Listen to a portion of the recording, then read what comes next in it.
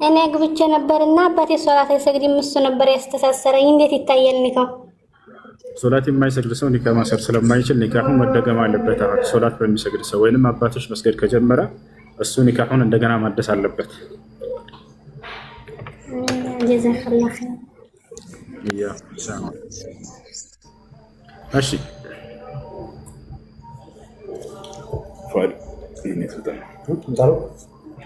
እሺ ጥያቄ ያለው ካለ ይቀጥል፣ ከሌላቸው እንውረድ። ሰላም አለይኩም። አለይኩም ሰላም።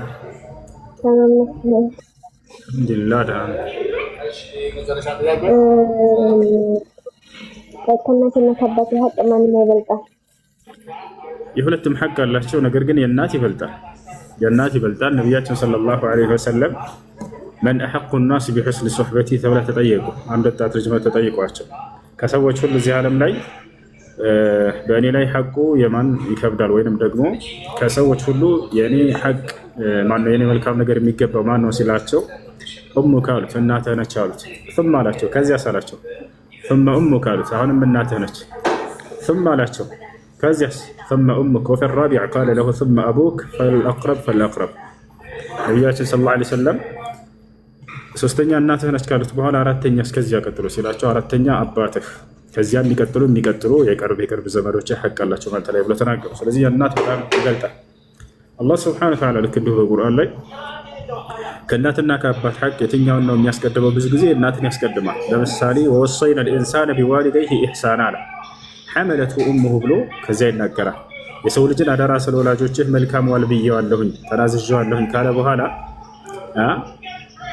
ከዚያ የእናትን የከፈለችውን መስዋዕት ያስቀድምላታል። እናቱ ተሸክመዋለች አርግዘዋለችና ወህነን ዐላ ወህን በድካም ላይ ድካም እየተጫጫናት አለ 9 ወር ሙሉ ተሸክመዋለች። ያ የማህፀን ጽንስ ስራ እርሷ ነች ኃላፊነትና የተጣለባት። የከፈለችውን ግፍና መከራ አላህ ሱብሓነሁ ወተዓላ ቀድሞ ማስቀደሙ የዛኔ እሱ እንደሚበልጥ የእናት እንደሚበልጥ ትረዳላችሁ ማለት ነው። ያ ማለት ግን አባትም ሐቅ የለውም ማለት ያለ አይደለም። አባትም ሐቅ አለው፣ እናትም ሐቅ አላት። ግን ከሁለቱ እናት ይቀድማል። አይ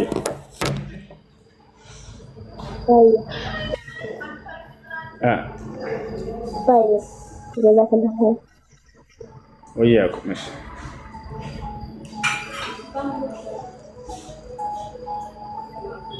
ጥያቄ ያለ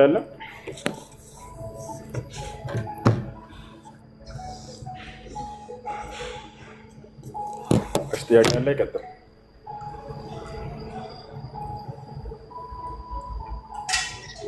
ሜክሲ ገብታለች። ሰላም ሰላም አለን አልሐምዱሊላህ እግዚአብሔር ይመስገን። ጥያቄ ነበረኝ። እሺ ጥያቄስ ምንድን ነው? ስለ አላህ ነው ጥያቄ። አላህ አሁን በመለኮቱ አላህ ይታያል ብላችሁ ነው የምታምነው አንተ? ጭራሽ አልጨረስኩም። በመለኮቱ ይታያል ብላችሁ ነው የምታምነው? በገነት ታዩታላችሁ ስለሚል ማለት ነው። እሱን አስረዳ። እናየዋለን። አላህ ሱብሓነሁ ወተዓላ እናየዋለን ቃል በቃል በቁርአን ላይ ሲናገር ውጁህ የውመኢዚን ናዚራ ኢላ ረቢሃ ናዚራ ይላል። ፊቶችም የዛኔ የገነት ሰዎች ያበራል ፊታቸው ወደ ጌታቸው ወደ አላህም ይመለከታሉ ብሎ ተናግሯል። እናየዋለን። እሺ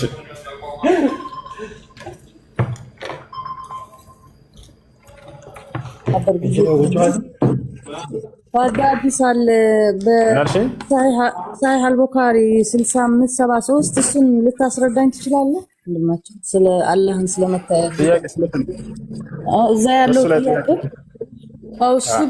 እሱ ጋር ያለኝ ጥያቄ አላህ ቁርጡን ቀይሮ ይመጣል ይላል።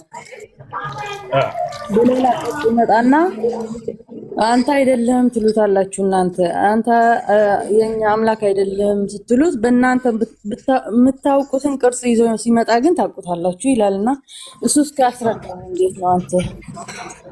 ጥሩ ጥያቄ። እሺ አላህ فيأتي الله بسورة لا يعرفونه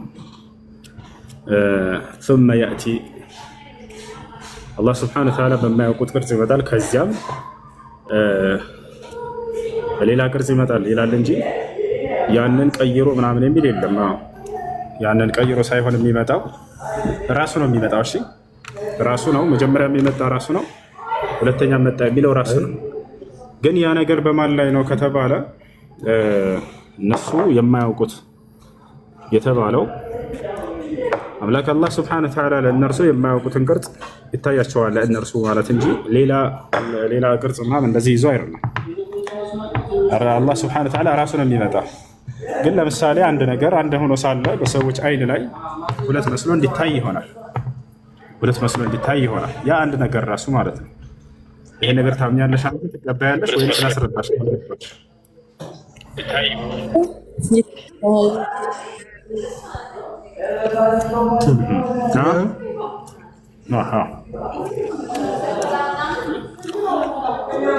ለምሳሌ ላስረዳሽ። ሙሴ ከፈርዖን ደጋሚዎች ጋር በቀረበ ጊዜ መጀመሪያ ያሳዩት እነሱ ምንድን ነው? እነዚያ ሰዎች የጣሉት ገመዶች ናቸው። ልክ ገመዶች ፈአልቀው ሒባለሁም ይላል፣ ገመዳቸውንም ወረወሩ ይላል። መጀመሪያ ሲታይ ጊዜ ምን አይነት ቅርጽ ነበር ያለው? ሜርሲ ገመድ አይደለም? ገመድ። ከዛ እንደገና ሁለተኛ ምን ሆኖ ታያቸው? ያ ነገር እባብ መስሎ ታያቸው አይደለም? እነሱ የጣሉት ስንት ነገር ነው? አንድ ነገር ነው ያመጡት። ነገር ግን በሰዎች አይን ላይ ሁለት ሆኖ ታየ። አምላክ አላህ ሱብሓነሁ ወተዓላ ራሱ ነው የሚመጣው። ከዚያም ለእነርሱ ግን የሚታያቸው ለሰዎች የማያውቁትን ቅርጽ ያሳያቸውን አላህ ሱብሓነሁ ወተዓላ ራሱን በማንነቱ ይገለጥላቸዋል የዛኔ ማለት ነው። ያ ማለት ለሙስሊሞች እኮ ነው የሚለው ለሙስሊሞች ትክክል እና ለእነርሱ እይታ እንጂ ለእነርሱ መስሎ እንጂ ሁለት መስሎ የታየው አላህ ሱብሓነሁ ወተዓላ ራሱ ነው የሚገለጠው ማለት ነው። ይሄ ነው መጀመሪያ ሲመጣ እናንተ አትቀበሉትም። ስለምንድን ነው ያልተቀበላችሁት? መጀመሪያ ሲመጣ በቁርአንና በሐዲስ ላይ በተገለጸው በዚያ ማንነቱ ስላልመጣለን ከዛ በሚያውቁት ቅርጽ የሚለው መቼ አወቃችሁት ለሚለው ቁርአንና ሐዲስ ላይ ባህሪውን በምድር ላይ ሳለን ገልጾልን ነበረ። በዚያ በገለጸልን ማንነት ሲመጣ ጊዜ እንቀበለዋለን። አየሽ፣ ዛሬ ምድር ላይ አምላክ ነኝ ብሎ አንድ ሰው ቢመጣ የአምላክ የአላህ ሱብሓነሁ ወተዓላ ባህሪያቶች ጠንቅቀን ስለምናውቅ አንቀበለውም። የዛኔም ራሱ ቢሆን ምን ያክል አማኞች በተነገራቸው በእርሱ ባህሪ ላይ ጸንተው እንደሚጠብቁት ይገልጻል። ሐዲስ ባህሪ ነው በባህሪ ነው ወይስ በቅርጹ? ቅርጽ የሚለው ባህሪ ማለት ነው። ባህሪ ማለት አልተናገረም እኮ መጥቶ ብቻ እናንተ አይታችሁት ብቻ እኮ ነው። አንተ አይደለም የምትሉት። አይዋ ቅርጹ ያ ያልገለጸልን ማንነቱ ስለነበር የዛኔ ነው እንጂ አይደለም የምንለው እርሱን ክደና አይደለም። ሱራ የሚለው ቅርጽ የሚለው ባህሪ ለማለት ነው። በሌላ ሐዲሶች አስረዳሻለሁ ባህሪ ለማለት እንደሆነ አስረዳሽ። እሱን ባህሪ ማለት አሁን ባህሩ እንዴት ነው የተገለጸላችሁ በቁርአንና እዛ ጋር ያለው እስኪ አስረዳኝ። አላህ ሱብሓነሁ ወተዓላ መለኮታዊ ባህሪያቶች አሉት።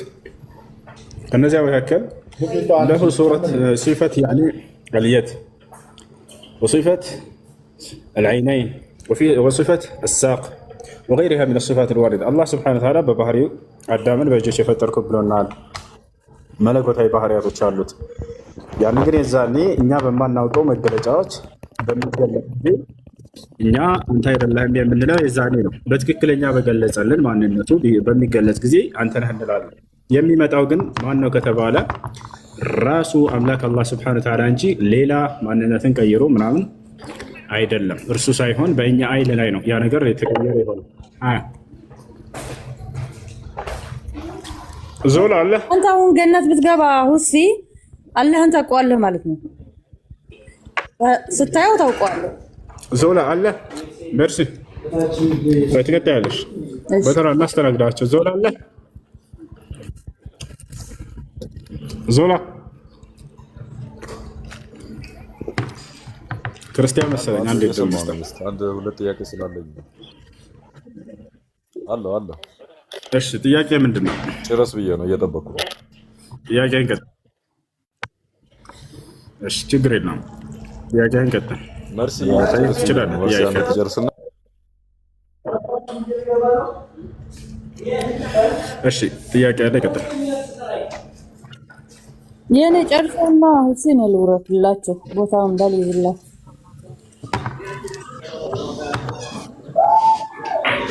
ልቀጥል እኔ ትበላለህ ሁሴን? እሺ አንዴ ልጨርስ ቀጥይላችሁ። መርሐባሽ። እሺ بالعافيه።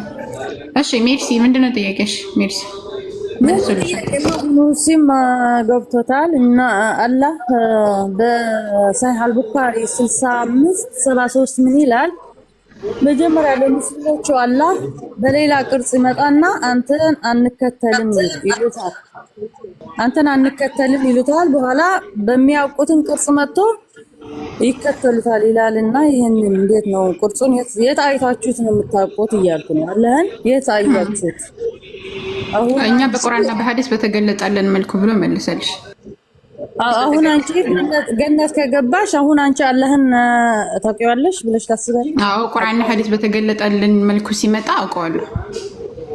እሱ ምንድን ነው የገለጠላችሁ በሐዲስና በቁርአን ብትገልጥልኝ? ለምሳሌ አላህ Subhanahu Wa Ta'ala ባቱን እንደሚገልጥ ነግሮናል። እና ባቱ እንዴት አይነት እንደሆነ ገልጠዋል እንዴ? እንዴት አይነት እንደሆነ ባይገልጥልንም እንደሚገልጥ ስለነገረን በመጀመሪያው በሚመጣ ሰዓት በዛ ባልገለጠልን ነው የሚመጣው። ቁርአን ላይ ባልገለጠልን በዛን ሰዓት ግን ባት ከገለጠልን እናውቀዋለን። ኦኬ የመጀመሪያውን ባት ስላልተጠቀስ ማለት ነው።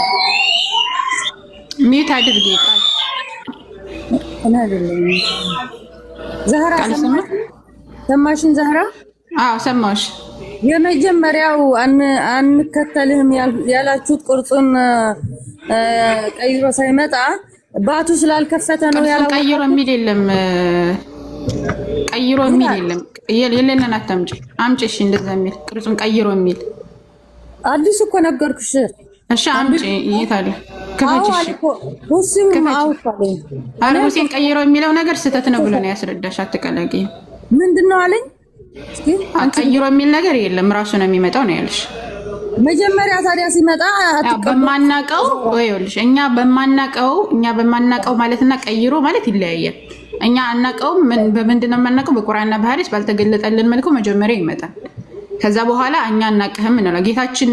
ጌታችሁ ነኝ ይላል። ደግሞ አንቺ ምንም አይናገርም እኮ ዝም ብሎ እኮ አይቶቹ ነው እኮ የሚሄድ ምናምን ብለሽ ዋስትሽን። ይሄ ትክክል አይደለም። አላህ Subhanahu Wa Ta'ala አንድ ጊዜ አና ረቡኩም ይላል።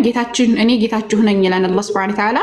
ከዛ ፈየቁሉን ነዑዙ ቢላህ ሚንክ ካንተ ባላህ እንጠበቃለን ይላሉ። ገብቶሻል? ስለዚህ አላህ Subhanahu Wa Ta'ala የምናውቀው በምንድነው? በቁርአንና በሐዲስ በተገለጠልን መልኩ። ለምሳሌ ብዬ እንደጠቀስኩልሽ ባት ይገለጣል። አላህ Subhanahu Wa Ta'ala የትንሣኤ ቀን ባቱን እንደሚገልጥልን ነግሮናል።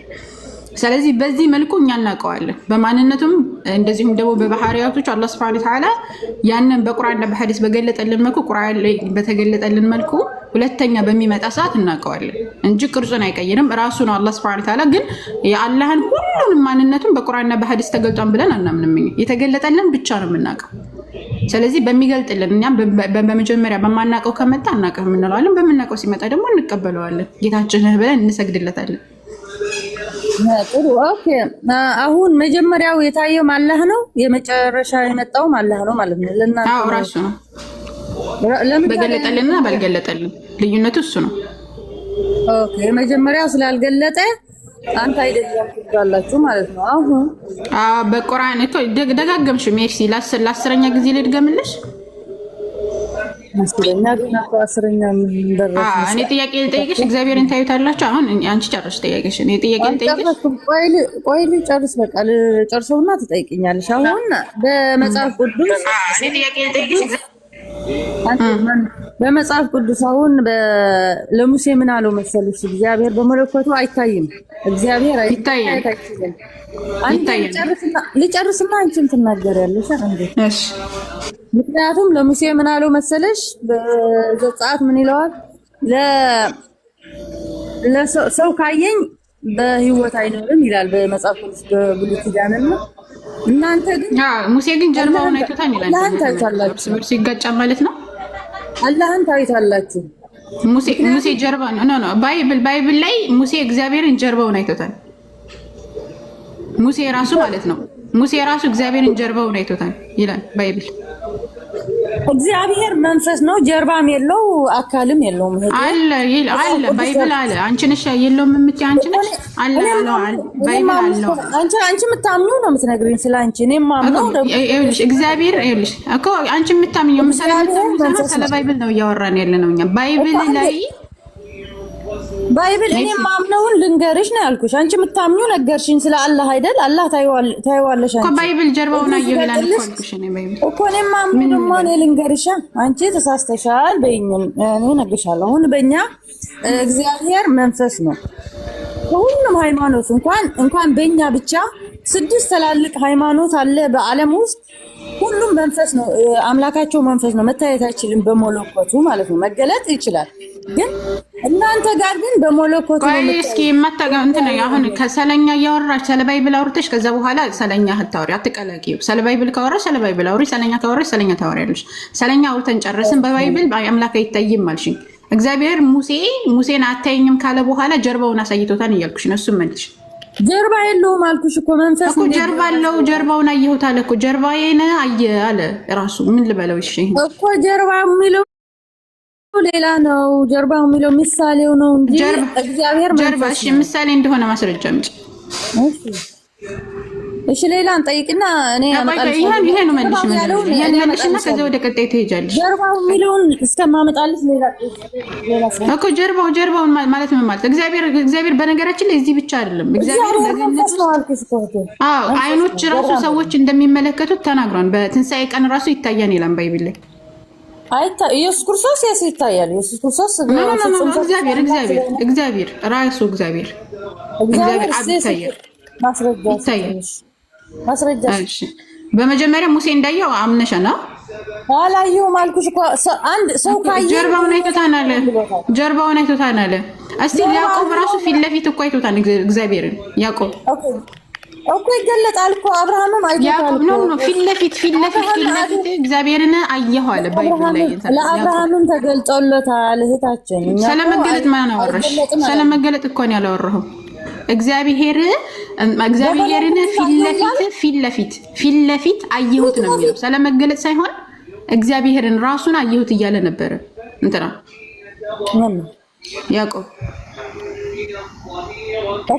ያዕቆብ አልኩሽ እኮ። ከያዕቆብ ጋር እኮ ተታግለዋልና እሱ ደግሞ እንደ ሰው ተገልጦ ነው አይደለም።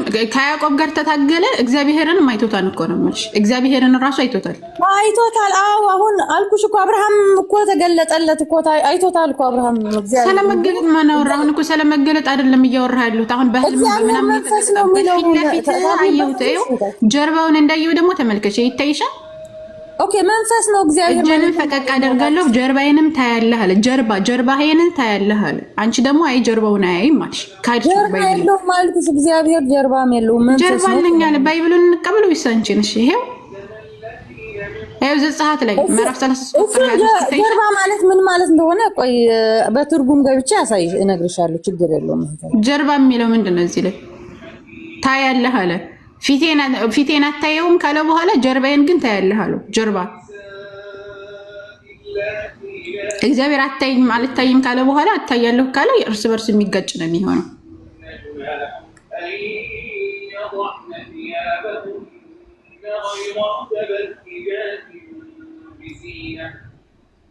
ይሰማል ድምጼ?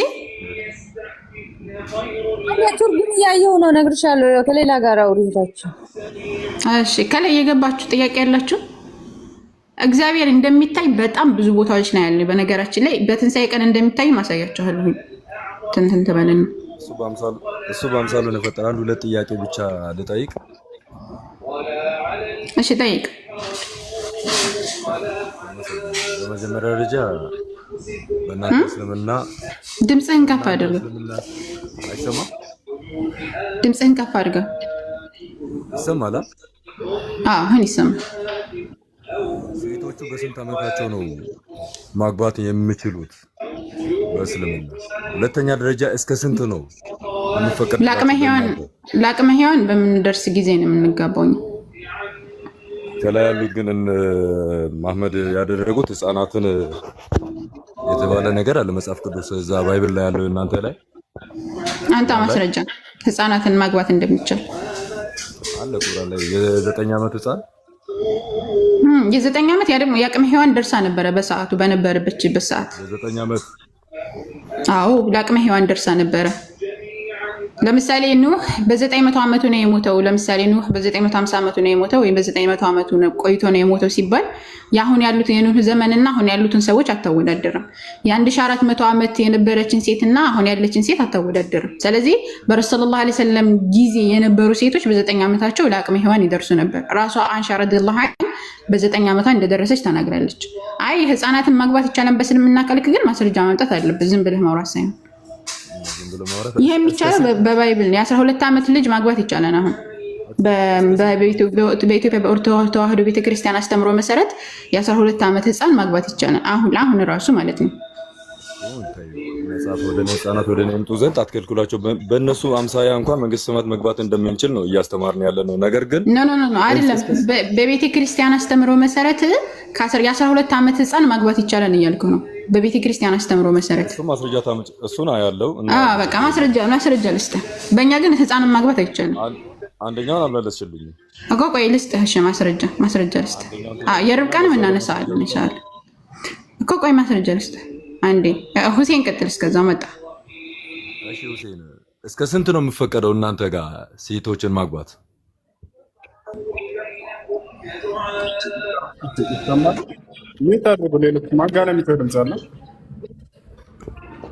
ማለት ብዙ ጊዜ ጥያቄ ስለሆነኝ ነው። አብዛኛ ብዙ ነገሮችን እንትን ብዬ የኛው ጥያቄ ቢያንስ እስከ ስንት ለማወቅ ስለፈለኩ ነው።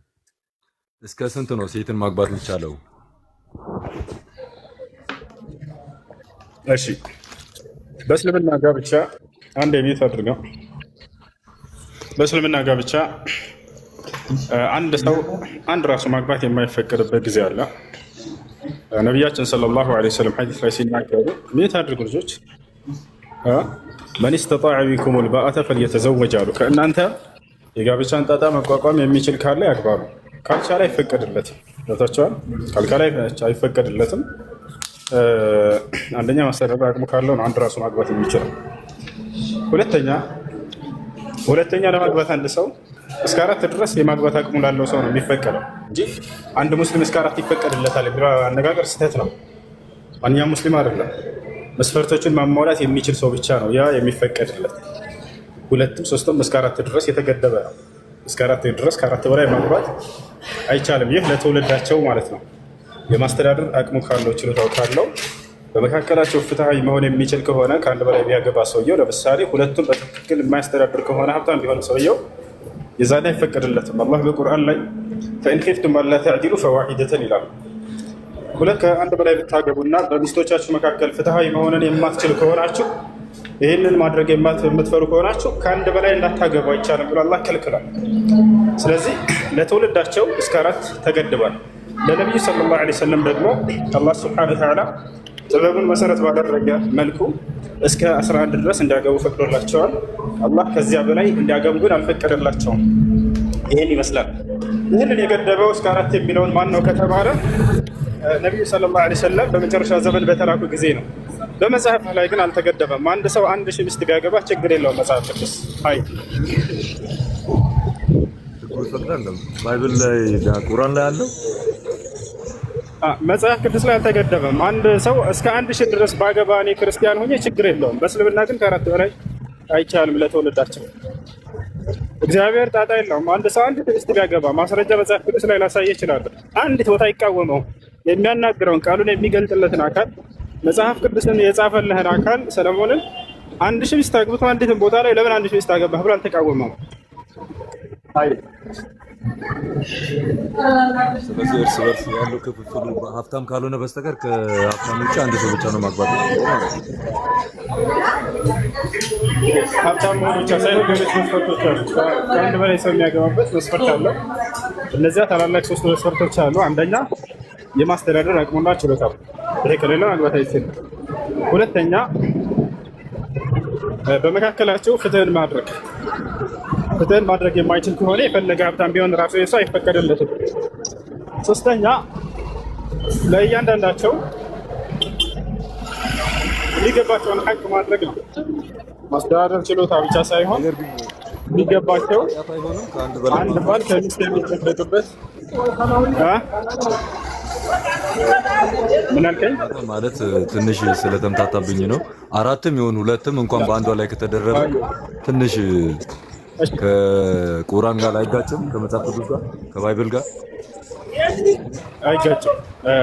ከአንድ በላይ ማግባት ኃጢአት ነው የሚል መጽሐፍ ቅዱስ ላይ ራሱ ከአንድ በላይ ማግባት ክልክል ነው ወይንም አስታቅቦ የሚል የለም። እሱ ኃጢአት ሆኖ ማለት ትርጓሜው አምላክ በነቢያት በኩል የደነገገውን ሕግና ስርዓት ምን አልከኝ? ምን አልከኝ? ይሄ ነገር ስንት ማግባት ይችላሉ? እንደ መጽሐፍ ቅዱስ አንድ ሴት በጣም ብዙ ወንድ ማግባት ትችላለች። ማስረጃ ላሳይ። እንደ እስልምና ይቻላል ማየት ይችላሉ። ምክንያቱም ከአንድ በላይ የሚለው ነገር ስላለ እንደ መጽሐፍ ቅዱስ ነው እሱ የሚቻለው። እንደ መጽሐፍ ቅዱስ ነው። እንደ መጽሐፍ ቅዱስ አንድ ሴት ብዙ ወንድ ማግባት ትችላለች። ላሳየህ። እሱን እንደ እስልምና ይቻላል አይፈቀድም።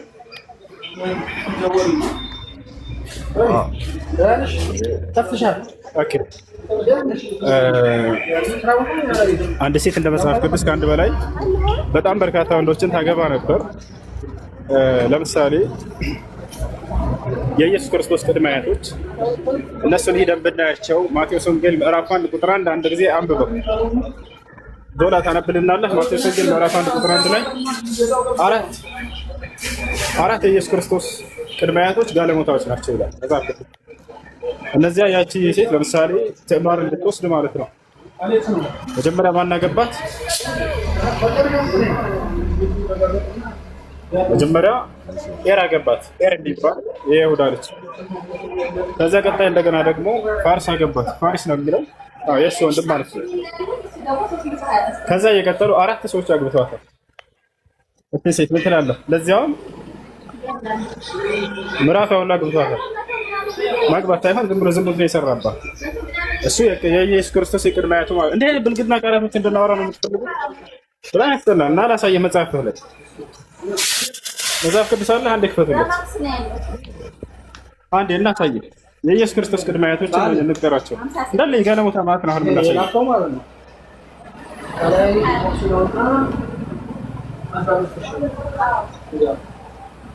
አንዴ ኦሪት ማነው እንትና ክፈትለት። ማቴዎስ ወንጌል ምዕራፍ 1 ቁጥር 1 ላይ ጀምርና የክርስቶስ ቅድመ አያቶች ምን ያክል ጋለሞታ እንደሆኑ እናሳያለን።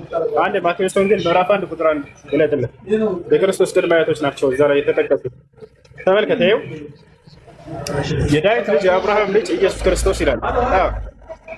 ትውልድ መጽሐፍ ይላል። እነዚህ እንግዲህ የክርስቶስ እነዚህን ዘር ሁሉ አልፎ ነው የመጣው።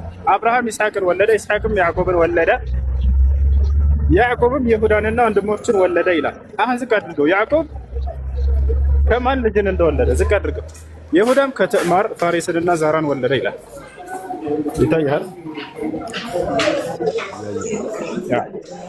አሁን እዚህ ቦታ ላይ ይሁዳ ትዕማር ሚስቱ አይደለችም። ሚስቱ ሳትሆን የልጁን ሚስት ነው። ያው የልጁን ሚስት ዝሙት ሰርቶባት ነው የወለደው ማለት ነው። ከነዚህ ዘር ነው ኢየሱስ ክርስቶስ የመጣ። ይሄን እናስነብብህ። ኦሪት ዘፍጥረት ምዕራፍ 48 ከቁጥር 1 ጀምሮ አወጣለሁ። ኦሪት ዘፍጥረት ምዕራፍ 48 ተመልከት። ያውና ምንድነው ሲያወጣው? ኦሪት ዘፍጥረት ነው አወጣለት።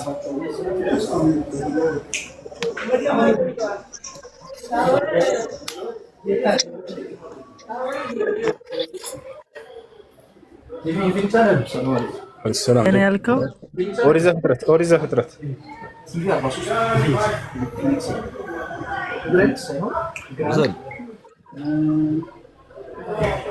ዘፍጥረት 48 ተመልከት። አሁን እንዴት እንደወለደ ማለት ነው። ከቁጥር 2 ጀምረ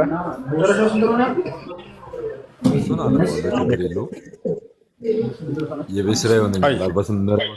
48 በቃ እሺ። ሌላው ነገር እግዚአብሔር ከአንድ በላይ ማግባት አይቻልም ያለበት ቦታ አለ። የከለከለበት ቦታ አለ። ምክንያቱም እርሱ የሚያናግራቸው ቃልን የሚገልጥላቸው አካሎች ሁሉ ከአንድ በላይ ስላገቡ፣ ዳዊት ከአንድ በላይ ሚስት ነበረው፣ ሙሴ ከአንድ በላይ ሚስት ነበረው፣ አብርሃም ከአንድ በላይ ሚስት ነበረው፣ ሰለሞን 1000 ሚስቶች ነበሩት። 1000 ሚስትና 300 ቁባቶች ወይም ቺኮች ማለት ነው። ይህን ግን እግዚአብሔር አንድ ቦታ ላይ የተቃወመበት ቦታ የለም። ምን ትላለህ? ዝሙት ነው ስላልክ ከአንድ በላይ ማግባት ማለት ነው። እነዚህ ሁሉ ነቢያቶች ዝሙተኞች ናቸው ማለት ነው ወይስ የእግዚአብሔርን ሕግ ነው ሲፈጽሙ የነበረው? ዞላ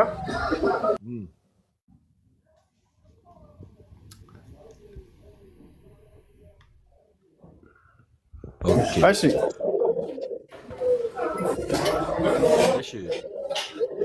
ማለት ቢያንስ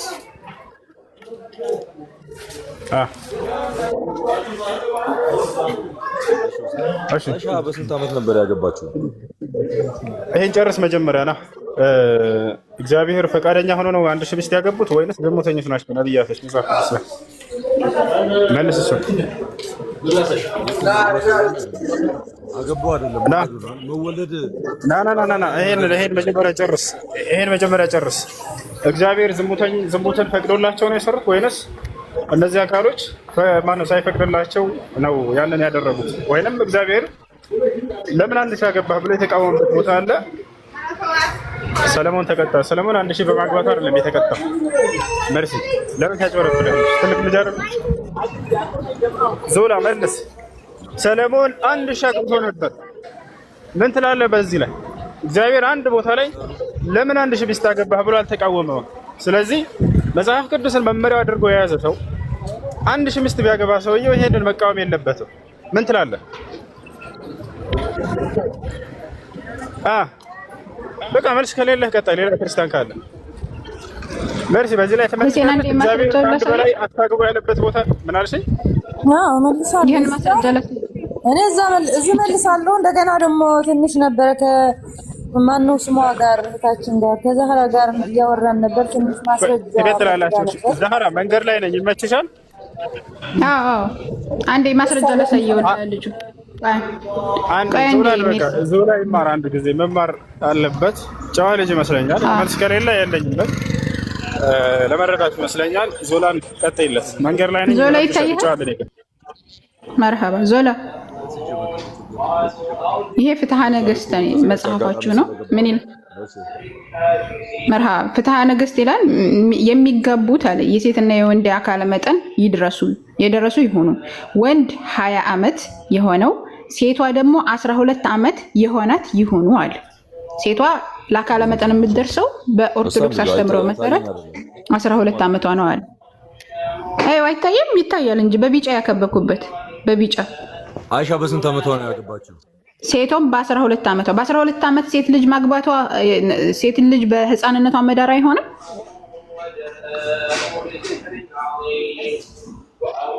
ዞላ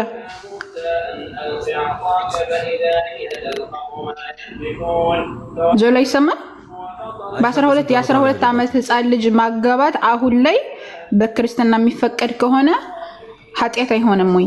ምክንያቱም ህፃን ልጅ ናት የ12 ዓመት ልጅ አሁን ላይ። አይሻ በስንት ዓመቷ ነው ያገባችው? የአንሻንማ ነገርኩህ እኮ። አንሻ በሰዓቱ የዛሬ 1400 ዓመት ስለሆነ አንሻ በዛን ሰዓት ለአቅመ ሔዋን ደርሳ ነበር። እራሷ ተናግራለች። ያንተን እየጠየቅኩህ ነው።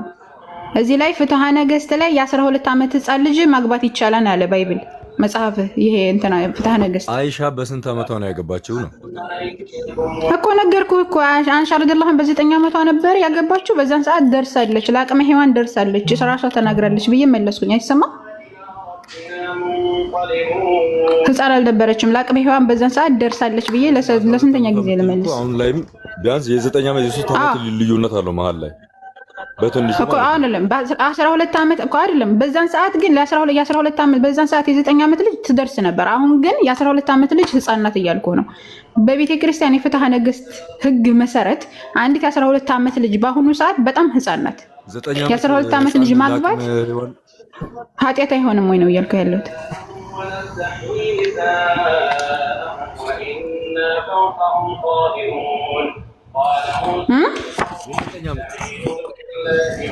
የ9 ዓመት አሁን ላይ አይቻልም። እኛ በአቅመ ሔዋን ያልደረሰችው ሴት አሁን ላይ የ9 ዓመት ልጅ አትደርስም ለአቅመ ሔዋን። አሁን ላይ የ9 ዓመት ልጅ ማግባት አትችልም፣ ምክንያቱም ለአቅመ ሔዋን ስለማትደርስ ማለት ነው። በዛን ሰዓት ግን ለአቅመ ሔዋን ደርሳ ነው አንሻ ረዲየላሁ ዐንሃ የተጋባቸው የዛሬ 1400 ዓመት ስለሆነ። አሁን ግን በፍትሐ ነገሥት አስተምሮ መሰረት በቤተ ክርስቲያን ሕግ መሰረት የ12 ዓመት ልጅ ህፃን ልጅ ናት ትጋባለች እያልኩህ ነው። ይሄንን መመለስ ካልቻልክ መልክ ካልቻልክ ደግሞ ጠይቀህ ነው፣ ችግር የለውም።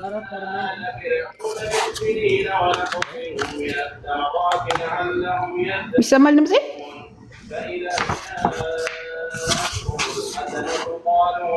ዞላ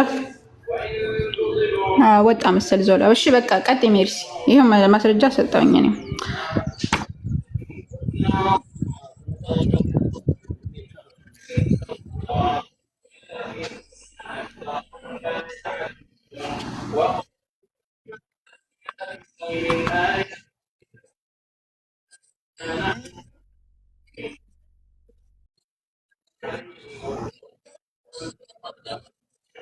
ጀርባውን አለ የምን ምልክት እንደዛ ሌላ ነው የሚለው በጀርባ ሲል በኋላ ያንታየኛለህ ማለት በምልክት ክፈትላት። ይሄው ማስረጃውን እኮ እንከፍታለን። ጀማል ክፈት በትልቅ ሆነና እንዴ ክፈት። ጀርባዬን ታየኛለህ። ጀርባዬን ነው ያለው። አይቶታ እንጀም ጀርባውን ቀጥታ ነው ያየው እኮ አንብቢዋ 22 ነው ያነበብኩ። ምን ይላል? ክፈትላት ጀማል ይመቻል።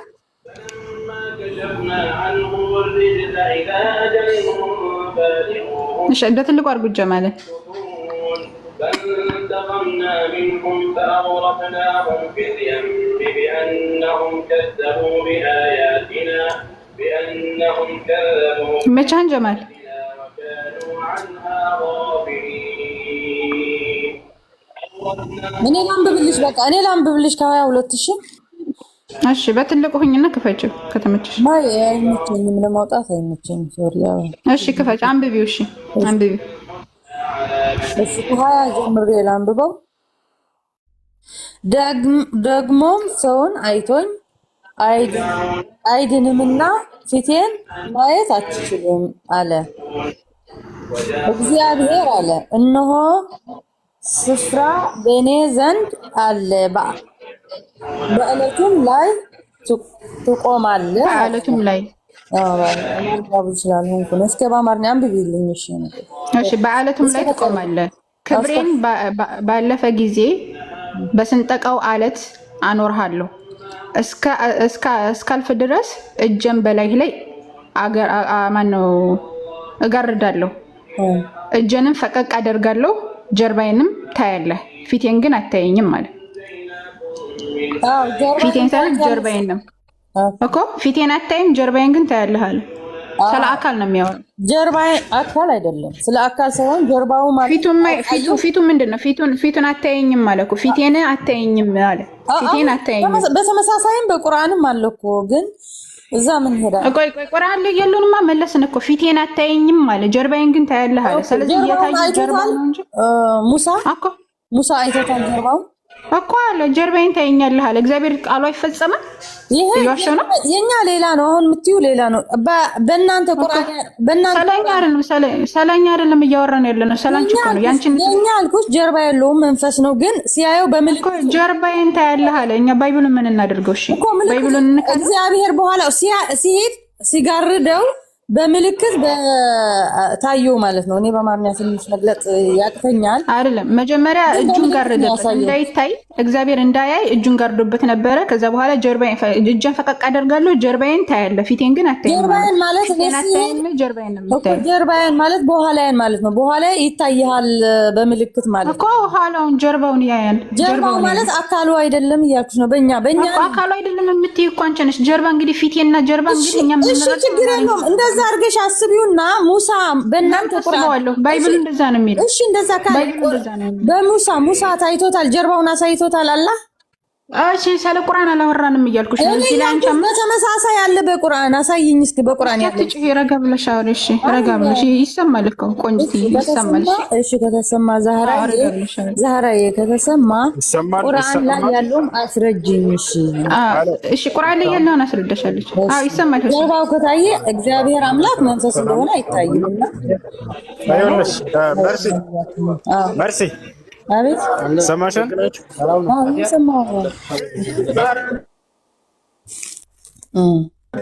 በቁርአን ላይ በተመሳሳይ የሙሳ ታሪክ አንብቤው ነበር። ሙሳ በቁርአን ላይ ተመሳሳይ አለ ብለሻል። ቁርአን ላይ ሙሳን በጀርባ አላህን አይቶታል የሚለው ነው። እኔ እየጠየኳት ነው። በጀርባ አይቶታል እንዳየው ይናገራልና በጀርባ አንድ ላስረዳ ያልኳትን ልንገርህ አለሁኝ ከሱ ነው መሰለኝ። አሁን እኔ የምለው በመጽሐፍ ቅዱስ ጀርባዬን ታየኛለህ ብሎታልና በቁርአንስ ምንድን ነው ያለው? አንተ መስመር ነው በቁርአን ላይ በተመሳሳይ አለ ስላልሽ አይሰማም ልጆች? እሺ ይሰማል። ከተሰማ በቁርአን ላይ በተመሳሳይ አለ ስላልሽ በቁርአን ላይ ሙሳ አላህን ጀርባውን አይቶታል የሚለውን አምጪ። አሁን ልናገር ተናግረህ ጨርሰሃል አይደል? እኔ አሁን ምናምን አይሰራም።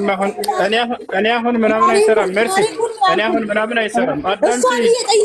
ሙሳን ታሪኩን በተመሳሳይ ያለን ያልኳት ጀርባውን አየሁ። በተመሳሳይ በቁርአን ላይ አዳምጪ። ረገበየ ታሪኩ በተመሳሳይ ያለን ያልኳት ታሪኩ በተመሳሳይ አላልሽ አትቀይሪ።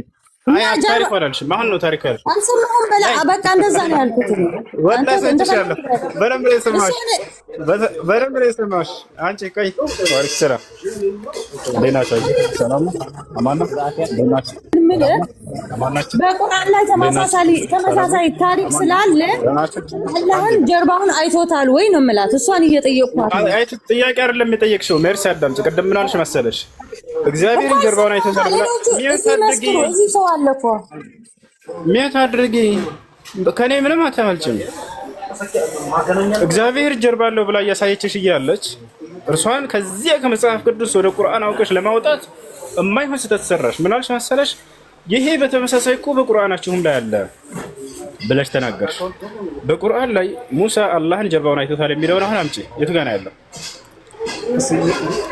የቱ ጋር ነው ያለው? ጥያቄውን ልድገምልህ።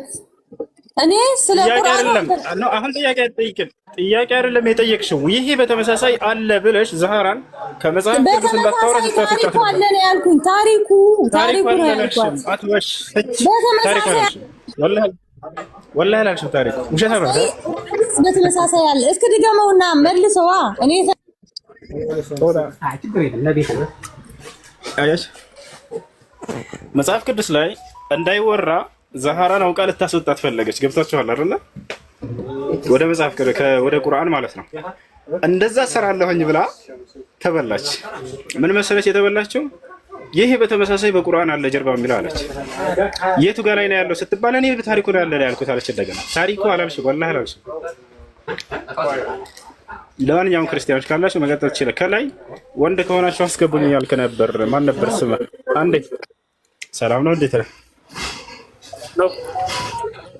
እንዴት ነህ? ደህና ነህ? እሱ እንዴት ነው? አማን ነው? እግዚአብሔር ይመስገን አለን አልሐምዱሊላህ። ማን ነው? እሺ ቀጥል። አይ እኔማ ለመጠየቅ ነው። አሁን አንዳንድ ጥያቄ ልጠይቅ ፈልጌ ነበር። እሺ ጥያቄ ምንድን ነው?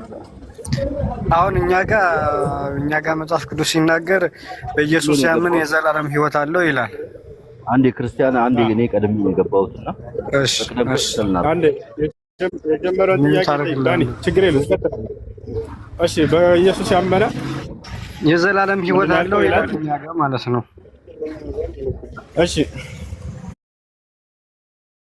አሁን ወደ እስልምና ሃይማኖት ስንሄድ ደግሞ በሙስሊም የሆነ ብቻ ነው ጀነት የሚወርሰው የሚለው እና ከዚህ አንፃር አንተ ምንድነው የምትለው? አሁን አንተ የምትለው ነገር አሁን ሌላው ሰው የሚናገረው ሌላ ነው፣ እዚህ የሚወራው ደግሞ ሌላ ነው። እኔ ማወቅ የምፈልገው ነገር ስላለ አብራራልኝ። አይሽ እንግዲህ እኛ በኢየሱስ ማመን ጀነት ያስገባል ብለን እናምናለን። ምን ብሎ ማመን ነው አሁን ዋናው ነገር። እሱን ነገር ቢያስተውል ኖሮ መጽሐፍ መምህሮቻችሁ ወላሂ ተሰልቡ ነበር። በኢየሱስ ማመን ማለት ኢየሱስ ክርስቶስ ስለራሱ በተናገረው ማመን ማለት ነው። ምን ብሎ ነው ስለራሱ ያስተማረው? መልእክተኛ እንደሆነ አስተምሯል። አምላክ ነኝ ብሎ አስተምሯል ወይ? አላስተማረም በፍጹም። ስለዚህ መምህሮቻችሁ ክርስቶስ ያላስተማረውን ትምህርት እያስተማሩ ክርስቶስን እያስመለኳችሁ ነው ያሉት። ክርስቶስ ስለራሱ ምን ብሎ አስተማረ ከተባለ አንድ አምላክ አብ ብቻ እንደሆነ አስተማረ።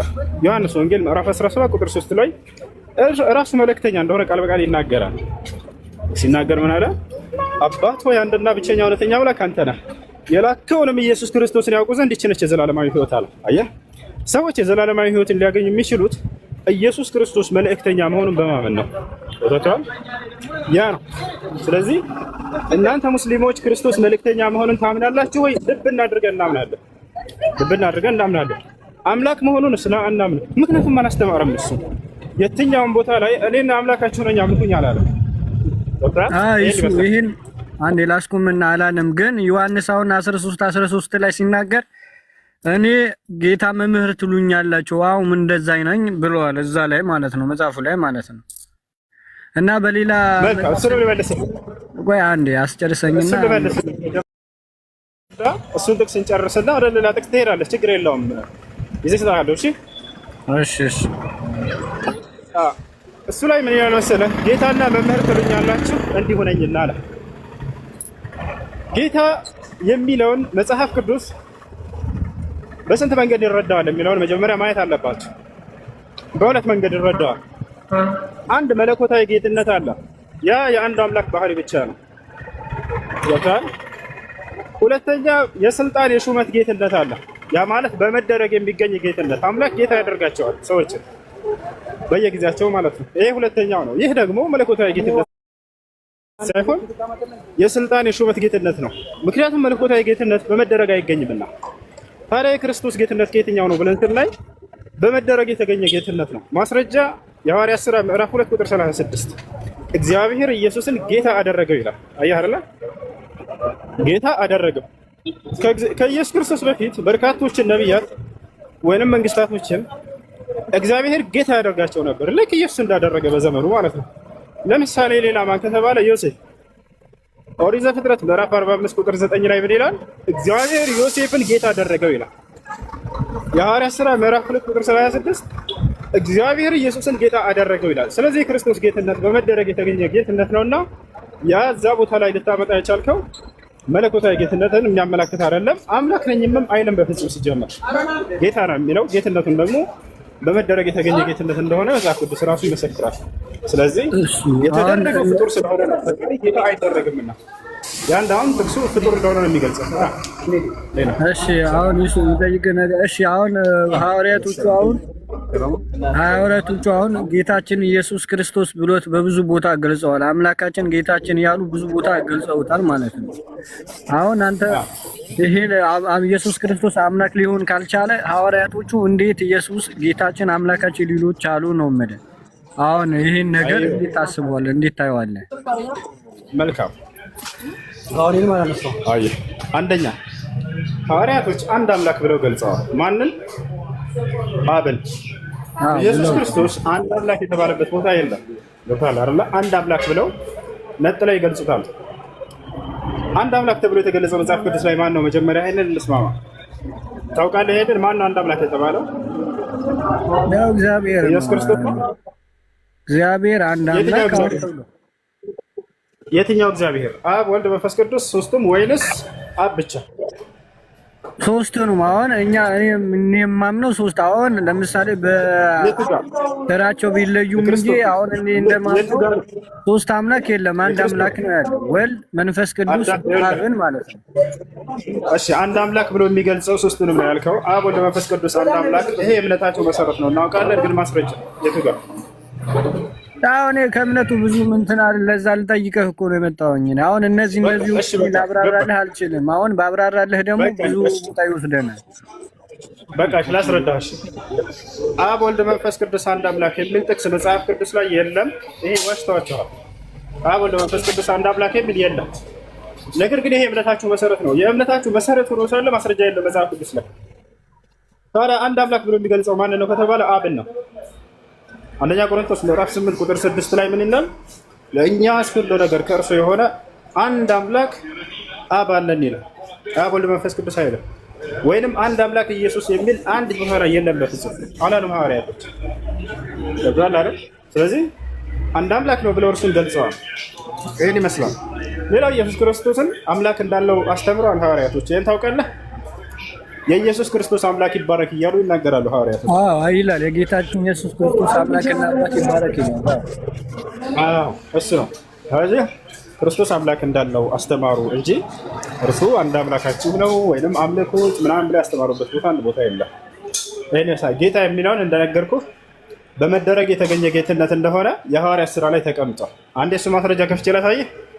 አውቀዋለሁ። ኧረ እኔ አነባለሁ። እኔ አሁን ለዛ ነው አንዳንድ ጥያቄዎች አሁን ከብዙ ከክርስቲያን የሚነሱ ጥያቄዎች አሉ፣ ከሙስሊም የሚነሱ ብዙ ጥያቄዎች አሉ። እና አሁን እኔ ብዙ ቀን ኢብራሂም ጋር ብዙ ቀን ለመግባት እሞክራለሁ፣ ግን ኢብራሂም የሚመልሳቸው ጥያቄዎች ብዙ ማጥጋቢ አይደሉም። እና እኔ ከዚህ አንጻር ነው አንተ ጋር ለመጠየቅ የመጣሁኝ። እኔ አሁን ኢየሱስ ክርስቶስ አሁን በአምላክነቱ ዙሪያ ደግሞ በብዙ ቦታ አሁን ኢየሱስ ክርስቶስ እኔና አብ አንድ ነን ብለዋል። ኢየሱስ ክርስቶስ አምላክ ሊሆን ካልቻለ እኔና አብ አንድ ነን እንዴት ሊል ቻለ ማለት ነው? አሁን ለዚህኛው በጣም ጥሩ። አንደኛ ማወቅ ያለባቸው ነገር እኔና አብ አንድ ነን አለ እንጂ እኔና አብ በመለኮት አንድ ነን ምናምን አይደለም። በመለኮት ነው ብላ ያስተምራቸዋል። በመለኮት አንድ ናቸው ወደሚለው ከመምጣታችን በፊት አብ ኢየሱስን ይበልጠዋል። እኩል አይደሉም። ታቻላልና እኩል አብ ኢየሱስን ይበልጠዋል። ከኔ አብ ይበልጣል ብለው አንደኛ እሱ ነው። ታዲያ አንድነቱ ከምን አንጻር ነው የሚለውን ለመረዳት ስለምን አንድነት እያወራ ነው የሚለውን ሙሉ ሀሳቡን አውዱን ማንበብ አለብን። ክርስቶስ ስለምን አንድነት ነው እዚያ ላይ እያወራው የሚለውን እነዚህን ሐዋርያቶችን አባቴ ይጠብቃቸዋል አለ። ከእርሱም እጅ ማንም አይነጥቃቸውም አለ። ወረድ ብሎ እዛው ምን አለ? እኔም እጠብቃቸዋለሁኝ ከእኔ እጅ ማንም አይነጥቃቸውም አለ። ለምን? እኔና አብ አንድ ነን አለ። ስለዚህ አንድነታቸው ሐዋርያቶችን በመጠበቅ ረገድ እንደሆነ ቃል በቃል አስረድቷል። እዛ አይ የመለኮት አንድነት ነው ላይ የመለኮት አንድነት የሚል የለም እዛ። ታዲያ የመለኮት አንድነት ሊሆን ይችላል ብለው የሚያስቡ ሰዎች ካሉ አይደለም በመለኮት አንድ ሊሆኑ አምላኬ ነው ብሎ ነው ያስተማረው። ለታላ አይደለ? ዮሐንስ ወንጌል ምዕራፍ 20 ቁጥር 17 ላይ ኢየሱስ ክርስቶስ ወደ አምላኬ አድርጋለሁ ብሎ ተናገረ።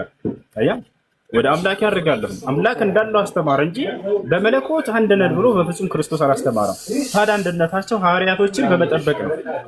ለምን ከተባለ አምላክ የሆነን ዓላማ ሲይዘው ነብያቶችን ያስነሳል። ክርስቶስን አስነስቶታል፣ ቃሉን ገልጦለታል። በዚያ በትምህርቱ ሐዋርያቶችን ወደ ተሳሳተ መንገድ እንዳይሄዱ የተሳሳተ መስመር እንዳይሄዱ ይጠብቃቸዋል። ያንን በእርሱ ላይ የመጣውን ቃል ሲከተሉ ማለት ነው። አባት ሆይ የሰጠኸኝን ቃል ያውና ሰጥቻቸዋለሁኝ አንተም ጠብቃቸው ይላል። አየህ፣ አብ ይጠብቃቸዋል። በምን? በትምህርቱ። ክርስቶስ ይጠብቃቸዋል። በምን? በትምህርቱ። እኔና አብ አንድ ነን ያለው ሐዋርያቶች በዚያ በትምህርት በመጠበቃቸው በአብና በክርስቶስ ስለሚጠበቁ አብ ትምህርቱን ሰጠ፣ ክርስቶስ ያን ትምህርት አሳለፈና ለሐዋርያት ሰጠ። ይጠበቃሉ ከስተት መንገድ እንዳይሄዱ። አንድነታቸው ሐዋርያትን ከመጠበቅ ረገድ እንጂ በሌላ ነገር አላወራም ክርስቶስ እዚያ ላይ። ይሄን ይመስላል። እሺ፣ እና አንድ ጥያቄ ልጠይቅህና ሌላ ጊዜ በሰፊው ታብራራልኛለህ። እኔም እጠይቃለሁ። እኛ ጋር ደግሞ መጽሐፍ ቅዱስ ደግሞ ምዕራፉን ባላቀው አብ የሌለው ወልድ የለውም ይላል። እኛ ጋር ወልድ የሌለው ደግሞ አብ የለውም ይላል። ስለዚህ አሁን በዚህኛው ትንሽ እንድታብራራልኝ እፈልጋለሁ። አሁን በኢየሱስ ክርስቶስ ካላምን አብ የለህም ማለት ነው። አሁን ይህን ነገር ከእናንተ ከእምነታችሁ አንጻር እንዴት ታብራራዋለህ? እንዴት ታየዋለህ? መልካም፣ በጣም ጥሩ። ይህን ቃል አምላክ አላህ ስብሐነሁ ወተዓላ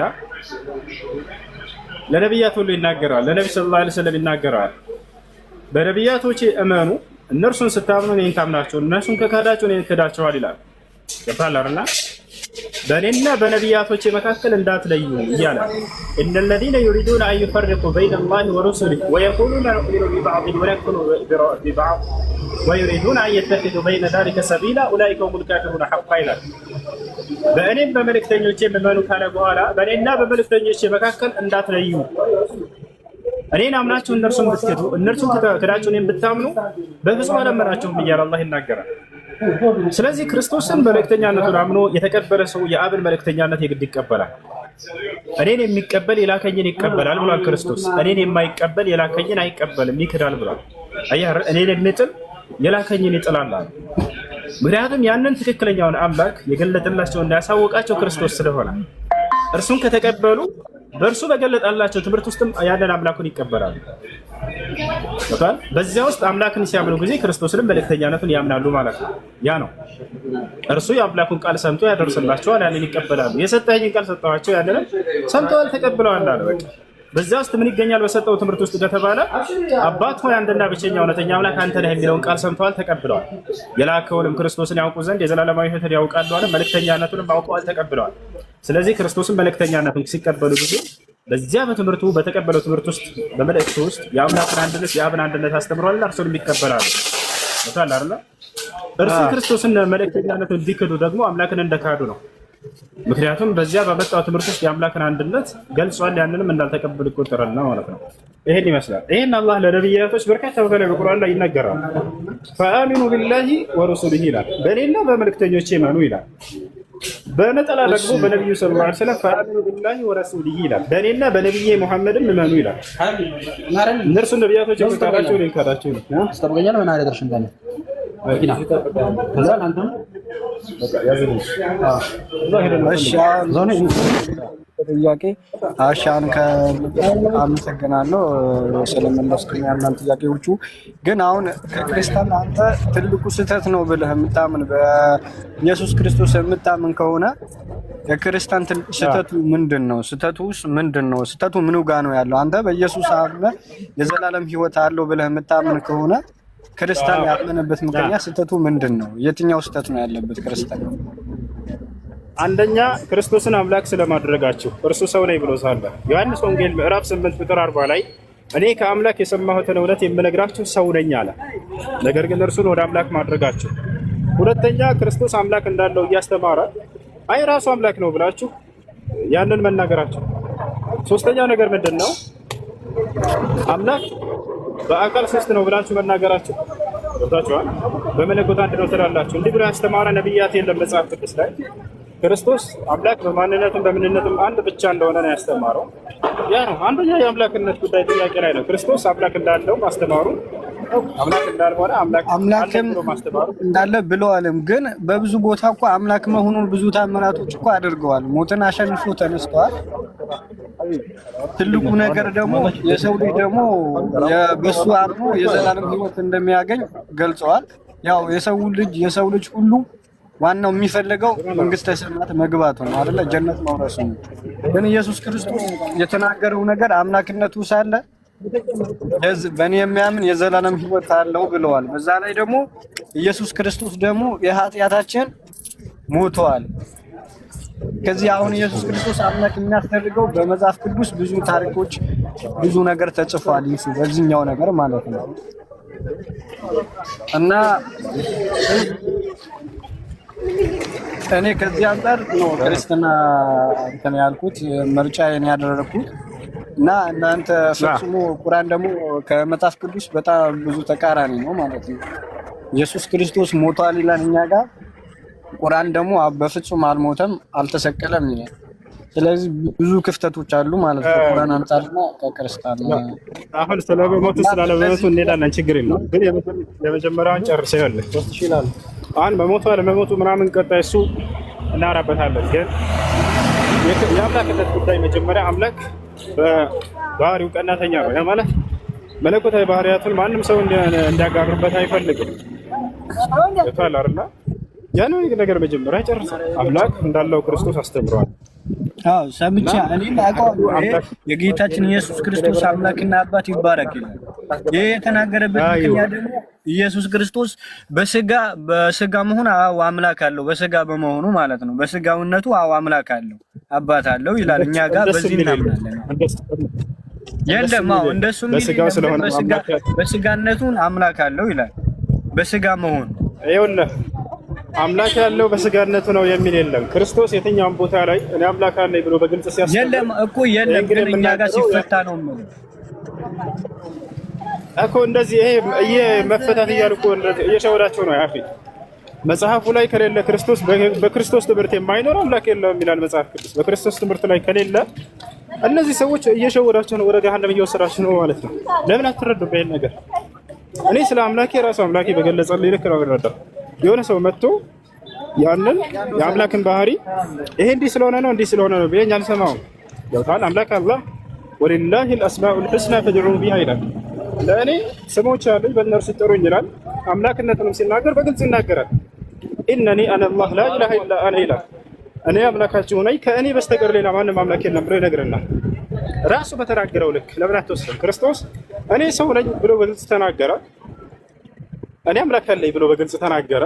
የትም ቦታ ላይ ግን ሰውነቱ እንደተናገረው ሁሉ እኔ አምላክ ነኝ ብሎ አልተናገረም። ወይንም አምላክ አለኝ ስላችሁ ጊዜ በስጋዬ እንጂ እኔ አምላክ ነኝ ብሎ አልተናገረም። ይህም ቢናገር ችግር የለው ነበር።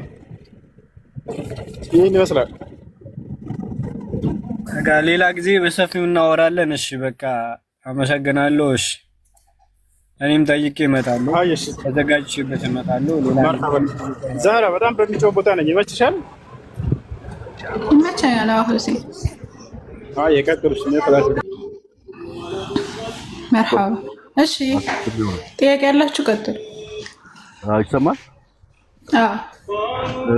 አሁን ሁሱ ወጣ እንጂ ይሰማል። ከሰማም አሁን እያለ ያለው ነገር ሁሱ እየተናገረ የነበረው ነገር መጽሐፍ ላይ ያለውን ትክክለኛ ቃል ነው እየተናገረ ያለው። ለምሳሌ በኢየሱስና በአብ መካከል ያለውን ልዩነት ነው እየተናገረ ያለው። ትክክል ነው። ታዲያ መጽሐፍ ቅዱስ ተቀባይነት የለውም ማለት ይቻላል? እየተናገረ ያለው ነገር ትክክል ነው። ኢየሱስ አብ እንደሚበልጠው እንደዚሁ እንደ አምላኩ እንደሆነ ይናገራል። እሱን ተናገረ። ትክክል። መጽሐፍ ቅዱስ አልተሳሳተም ማለት ነው። ስለዚህ አይደለም ከአንተ አንጻር ነው እየተናገረ ያለው። አሁን እናንተ ስለምታምኑበት አይደለም። መጽሐፍ ቅዱሱ ሰዎችም አብዛኛው ህዝበ ክርስትና እኮ የሚያምነው ኢየሱስንም አብንም አንድ አድርገው ነው የሚያምኑት። በስላሴ ነው የሚያምኑት።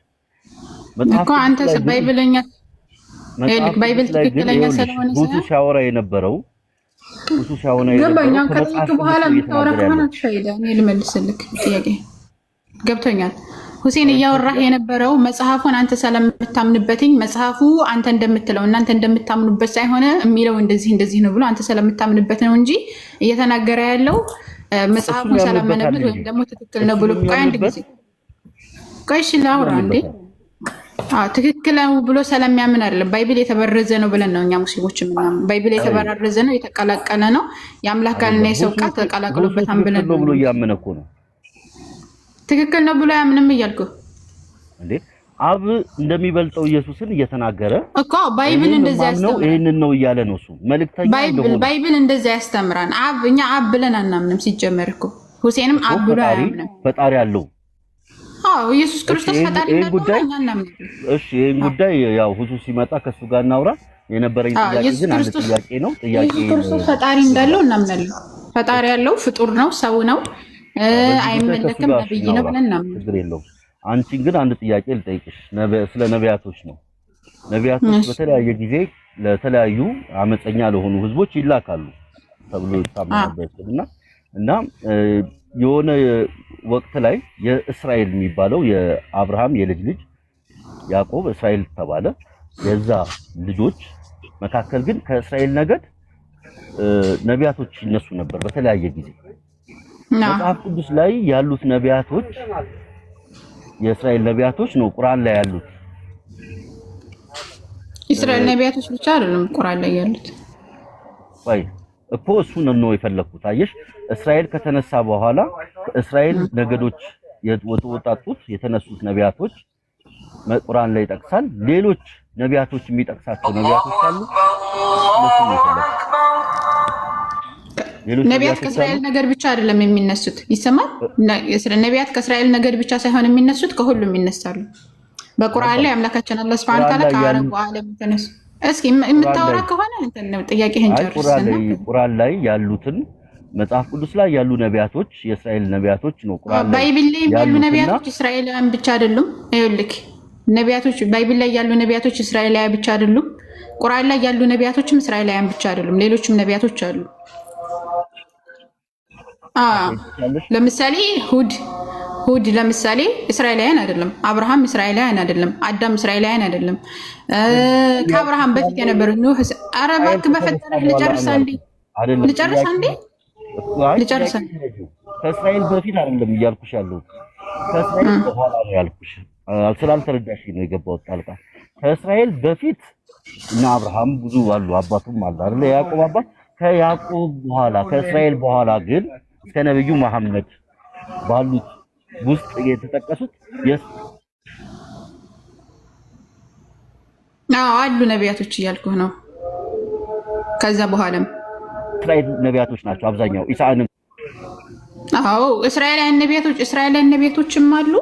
እንደገና ከእስራኤል ውጭ የነበሩ ነቢያቶችም አሉ። ለምሳሌ ሁድ አለይሂ ሰላም፣ ሷሊህ አለይሂ ሰላም አረቡ ዓለም ላይ ነው የተነሱት፣ የመን አካባቢ።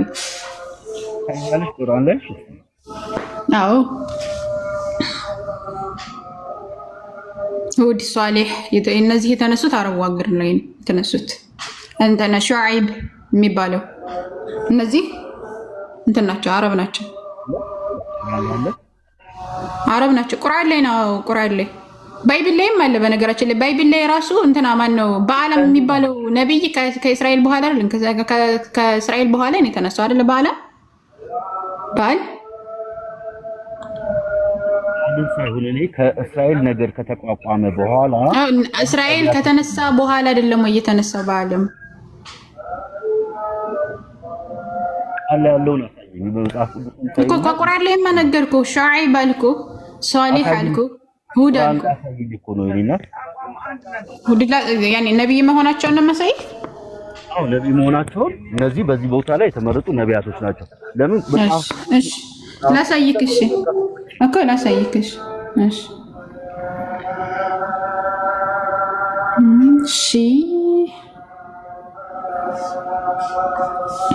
ሁድ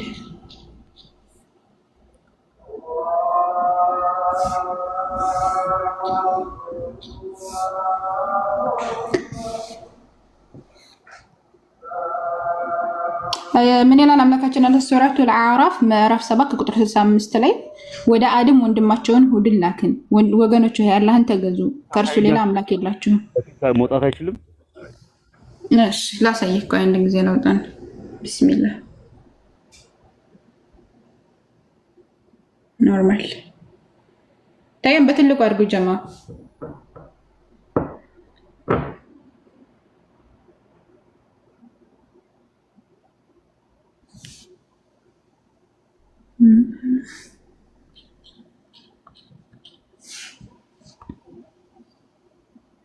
ይታያል።